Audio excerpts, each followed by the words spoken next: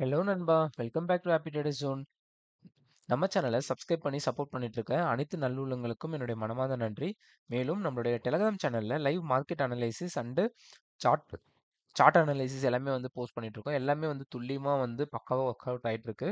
இது வரைக்கும் நீங்க நம்ம டெலகிராம் சேனலை ஜாயின் பண்ணா உடனே ஜாயின் பண்ணிக்கோங்க. இன்னைக்கு நம்ம வீடியோல வந்து ஒரு சில 3 ஐபிஓஸ் இருக்கு. அந்த ஐபிஓ பத்தி தான் வந்து நம்ம வந்து பார்க்க போறோம். 3 ஐபிஓவும் நாளைக்கு தான் வந்து லாஸ்ட் டேட்டு.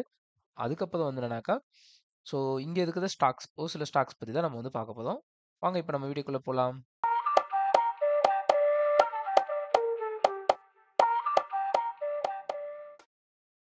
நண்பர்களே, நம்ம சேனல்ல 30 டேஸ் சேலஞ்ச் அப்படின்னு நான் ஒன்று வந்து வச்சிருக்கேன். அதாவது நம்ம சேனல்ல அக்டோபர் 9ஆம் தேதிக்குள்ள 1000 சப்ஸ்கிரைபர் நான் ரீச் பண்ணுவேன் அப்படின்றத அந்த சேலஞ்ச். பார்க்கலாம் இந்த சேலஞ்சில் நான் வின் பண்றேனா இல்லை லூஸ் பண்றேனா அப்படின்ட்டு. நம்ம சேனலை சப்ஸ்கிரைப் பண்ண போது முதல் 1000 வாடிக்கையாளர்களுக்கு என்னுடைய மியூச்சுவல் ஃபண்ட் மற்றும் ஸ்டாக் போர்ட்ஃபோலியோ வந்து உங்களிடம் வந்து நான் ஷேர் பண்ணிக்கலாம்னு இருக்கேன் நண்பர்களே. ஃபர்ஸ்ட் வந்து டேவ் ஹேசலிட்டர் ஐபிஓ. இந்த ஐபிஓ வந்து பார்க்கும்போது கிரே மார்க்கெட் பிரீமியம் வந்து 11.5% கிட்ட இருக்காங்க. ஸோ இந்த ஐபிஓ மட்டும் தான் வந்து நம்ம நாளைக்கு தான் பார்க்கணும். இது வந்து நான் அப்ளை பண்ண போறேனா இல்லையா அப்படின்றத. மோஸ்ட்லி அப்ளை பண்ணலாம் அப்படின்ற ஐடியால தான் இருக்கிறேன். ஃபேமிலி மெம்பர்ஸ்லேருந்து எல்லா அக்கௌண்ட்ல இருந்தும். And Shringar House of Mangalsutra IPO அதுவுமே வந்து 19% கிட்ட கிரே மார்க்கெட் பிரீமியம் இருக்கு. இதுவும் அப்ளை பண்ணலான்னு இருக்கேன். அடுத்து வந்து லாஸ்டா வந்து ஹஸ்பண்ட் கோ ஐபிஓ அதுவுமே வந்து 42% வந்து இருக்கு. அதுவுமே வந்து அப்ளை பண்ணலாம் அப்படின்னு இருக்கேன்.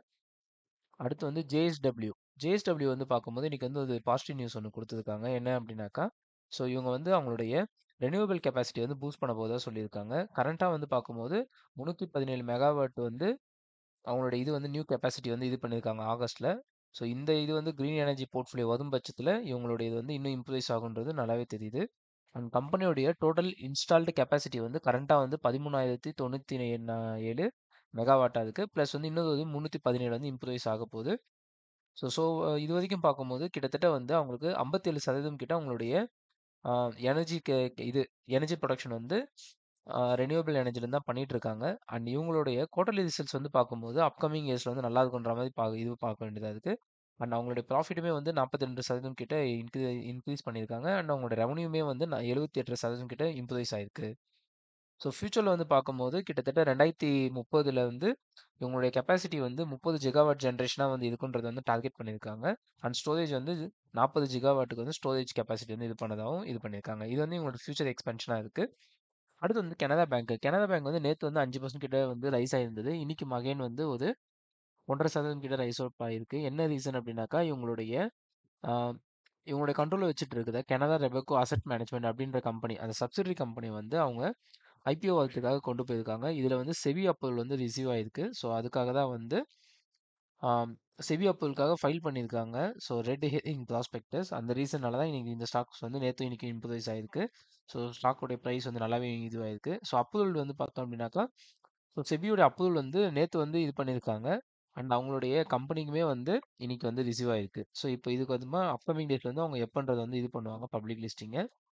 இதுல வந்து நமக்கு வேணும் அப்படின்னாக்கா உங்க ஷேர் ஹோல்டர் கேட்டகரி தராங்க அப்படின்னாக்கா ஷேர் ஹோல்டர்ஸ் வந்து அப்ளை பண்றதுக்கான பாசிபிலிட்டிஸ் இருக்கு. இது நம்ம வெயிட் பண்ணி தான் பார்க்கணும். ஷேர் ஹோல்டர்ஸ் கேட்டகரியில் வராங்களா இல்லையா அப்படின்றத. ஆனால் இது வந்து ஒரு சக்ஸஸ்ஃபுல் ஐபிஓவா இருக்குன்ற மாதிரி எக்ஸ்பெக்டேஷன்ஸ் இருக்கு அனலிஸ்ட் சைடில். அடுத்து வந்து இன்ஃபோசிஸ் வந்து 18,000 கோடிக்கான ஷேர்ஸை வந்து பைபேக் வந்து இது பண்ணியிருக்காங்க. அவங்க போர்ட் ஆஃப் டைரக்டர்ஸோட அப்ரூவல் வந்து இது பண்ணியிருக்காங்க. அப்ரூவல் ஆயிருக்கு. இது வந்து பார்க்கும்போது கிட்டத்தட்ட ஒரு ஷேரோட பிரைஸ் வந்து 1600 மாதிரி இருக்கு. இப்போ கரண்டாக 1800 இதுவாக இருக்கு. கரண்ட்டாக இப்போ வந்து 1600 ரேஞ்சில் வந்து இருக்கு. ஒரு 200 கிட்ட ஸ்ப்ரெட் இருக்கு. கிட்டத்தட்ட ஒரு 10லேருந்து 15% வந்து ப்ரீமியமில் வந்து பை பண்ணுறதா பைபேக் சொல்லியிருக்காங்க. ஸோ இது வந்து ஜென்ரலாக வந்து என்னன்னாக்கா ஷேர் ப்ரைஸ் வந்து இந்த ப்ரைஸ்க்கு மறுபடியும் வந்துட்டு மெர்ஜ் ஆகணும். பார்ப்போம் நம்ம அப்கமிங் டேஸில் ஆகுதா இல்லையான்ட்டு. இதனால வந்து வால்யூம்ஸ் வந்து பார்த்தோம் அப்படின்னாக்கா நல்லாவே வந்து போயிட்டு இருக்கு. ஸோ அடுத்து வந்து என்ன அப்படின்னாக்கா இது வந்து அப்ரூவலுமே வந்து இன்னைக்கு வந்து இதுவாயிடுச்சு. அப்ரூவல் வந்து நேற்று கொடுத்துருந்தாங்க. அண்ட் இப்போ வந்து இதுவாயிடுச்சு. நெக்ஸ்ட் வந்து share holders and other regulatory approvals எல்லாமே நடந்துருச்சு அப்படின்னாக்கா இது வந்து லைவ் ஆயிடும். இந்தியன் ஓவர்சீஸ் பேங்க்ல வந்து ஒரு நியூட்ரல் நியூஸ் வந்திருக்கு. என்னது அப்படின்னாக்கா அவங்களுடைய லெண்டிங் ரேட்டை வந்து ரெடியூஸ் பண்ணியிருக்காங்க. இது வந்து 5 பேசிஸ் பாயிண்ட்ஸ் அப்படின்னு சொல்லி ரெடியூஸ் பண்ணியிருக்காங்க for 1 year 2 year and 3 year டென்யூருக்கு.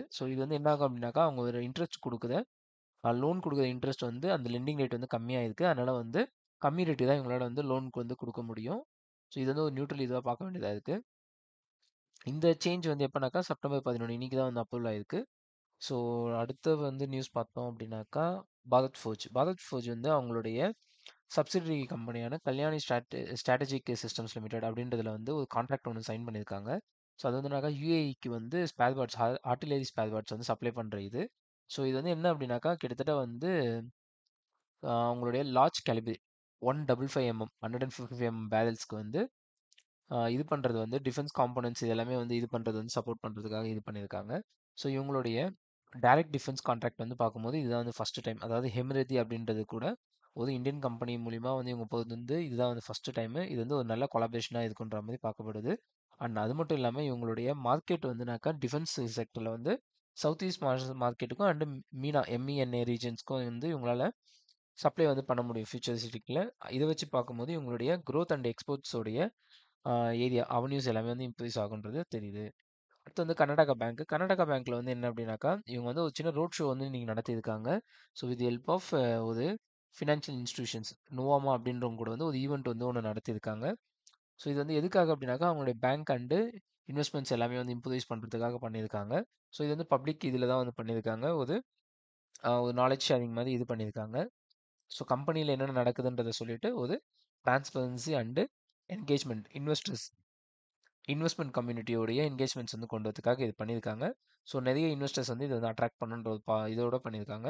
So இந்த வீடியோ உங்களுக்கு பிடிச்சதுனால லைக் பண்ணி கமெண்ட் பண்ணுங்கள் அண்ட் நம்மளோட சேனலையும் வந்து சப்ஸ்கிரைப் பண்ணுங்கள். நன்றி நண்பர்களே.